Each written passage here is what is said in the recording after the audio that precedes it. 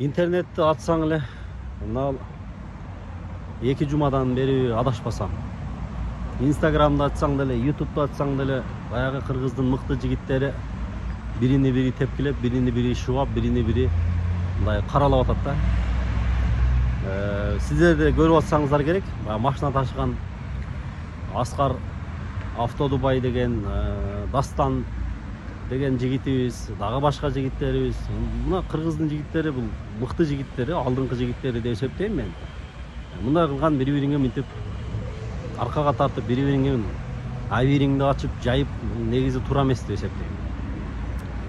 Анан негизи эле жалпысынан алганда бул ишкерлик деген ушундай, ишкерлик. Бирөө арзаныраак алып калат, бирөө кымбатыраак алып калат. Баягы базарда соода дегендейчи. Доллар көтөрүлүп кетет. Эгерде доллардын шешеси болгон болсо, ошончолук чет мамлекеттен ташып аткандачы. Анан балким башка арзан ташып аткан жерлерди, фирмаларды, балким биринчи алып аткандар билбестир эле. Эми изденип, эми карашаттыр. Бул конкуренция деген, ишкерлик деген менимче мына ушундай болот да. Анан Аскарды мен тааныбайм негизичи. Жакындан деле тааныбайм. Бирок угуп көрүп мурдатан эле баарыбыз билебиз. Аскар болуп канчалаган кыргыздын жигиттерине, канчалаган кыргыздын элине, Кыргызстанга дегеле автоунаалар салып баары эле ыраазы болуп эле ошол айтылган баага көнүп эле алып келип жүрүшкөн. Анан эми Аскар деле андай арзан жер бар экенин ал деле балким билбегендир, же балким жаңадан чыгып, жаңадан башталган фирмадыр.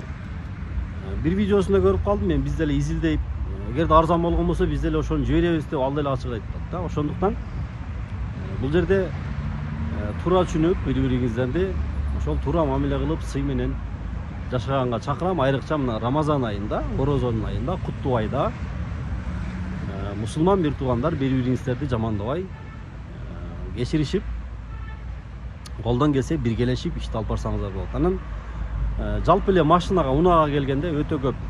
Азыр выбор өтө көбөйүп кетти. Мына тез кабарда Атакул мырза дагы өзүнүн автосалонун ачты. Дагы башкалар ачып атат. Баягы Эрнис Костюмс деген бала Эрнис дагы ачты.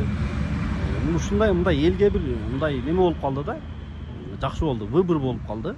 Конкуренция деген ушинтип башталат. Аскар демек кымбатыраак алып келаткан болсо, башкасы арзаныраак алып келиши мүмкүн. Эми башкасы арзаныраак алып келатканын көргөндөн кийин балким Аскар дагы изденип, Аскар дагы башка жолун издейт. Эми негизи ишкерлик деген менимче ушундай эле конкуренция менен өсөт. Аны ал атайын кылбаса керек. Эми атайын эч ким атайын кылбайт да. Өзүн көрүнүктүү жигит сүйлөгөн сөздөрүнөн эле байкап турасыздар.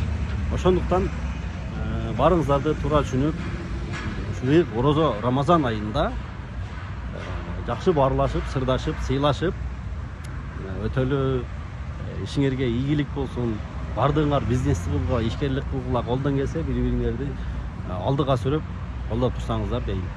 Мен ар дайым ишкерлер менен чогуумун. Ар дайым ишкерлерди колдоп келгенбиз. Мамлекетти, менмин деген мамлекетти, өнүккөн мамлекетти дагы ишкерлер түзөт, экономикасын дагы ишкерлер көтөрөт. Ошондуктан ишкерлердин ишине ийгилик чоң-чоң дагы да болсо автосалондорду ачып, дагы да болсо элге кызматыңыздарды аябаңыздар. Ошол бар болуңуздар.